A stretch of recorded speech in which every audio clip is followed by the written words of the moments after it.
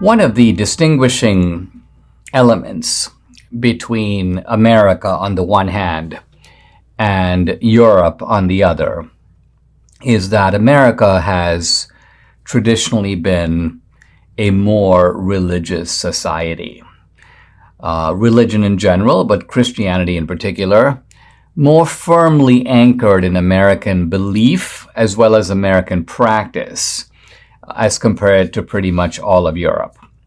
And I'm even using Europe generically to include Australia and Canada. There's been a dramatic secularization of Europe over the past really century or so, but especially since the middle of the last century. And what it means is that fewer Europeans believe in God, and far fewer than that number go to church. And then if you look at people who go regularly to church, that number is even smaller. For those of us who have visited Europe and seen the cathedrals, these gorgeous ecclesiastical buildings, and many of them are largely empty. Not that there's no one in them, but there's just a knot of people, and sometimes very old people, with rosaries, and you're like, wow, this place could hold hundreds, and instead I see only tens of people milling about. There are more tourists in the churches than there actually are believers and worshipers. But it looks like religiosity in terms of belief and practice is declining in America also. Recent Gallup Value survey, the number of people who believe in God in America down to 81%. Now, 81% may seem still pretty high. It is high compared to Europe, but it's low compared to other societies around the world. When you look at societies in Asia, Africa, South America, Central America, the levels of belief in God are higher. In fact, they approach 90% or 100%. And here, 81% is down from 87%. And that's only a few years ago. So it's a 6-point decline in a pretty short time. Now, interestingly, one of the explanations that's given for this is politics. In other words, belief in God is going down dramatically among Democrats. Among Republicans, it remains really high.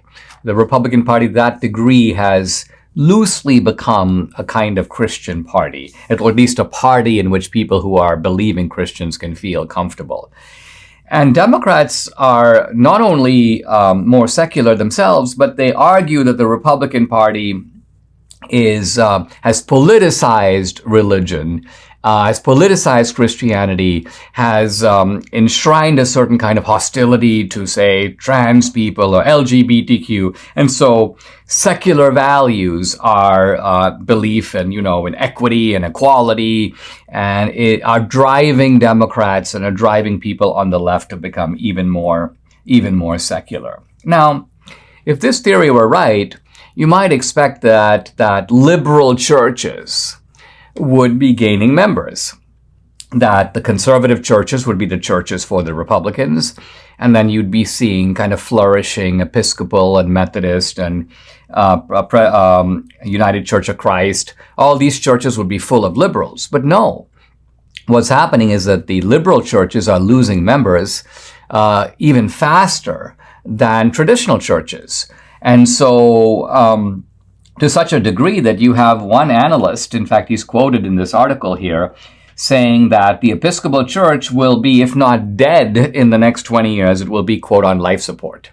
So I think what's happening with the liberal churches is that they have become themselves so pluralistic, so multicultural. Oh, who's to say what way is right? We have one way, but we're not saying it's the only way. We're not saying Jesus is the only way. And people go, well, if he's not the only way, why are we here?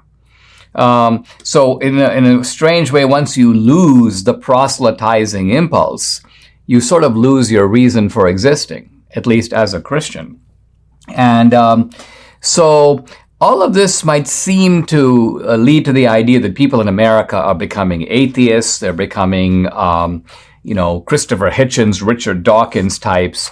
But it turns out that while the number of atheists is going up slightly, most people aren't going there either. Where are they going then? They're going to this amorphous, I'm spiritual but not religious.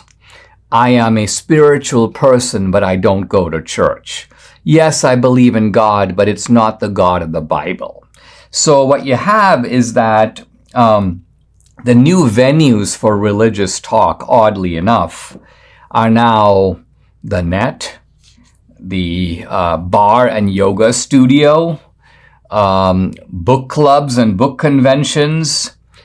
And also you see the sprouting of all this kind of, I would call it, almost perverse types of spirituality, astrology, Wicca, neo-paganism, the cult of excessive fitness, as if fitness itself becomes a kind of religion. And then I've mentioned before how wokeness itself can be seen as a kind of religion. Think about it. It's got all the liturgy of religion, right? Atone for your unearned privilege, which is a kind of original sin. Kneeling as a form of protest.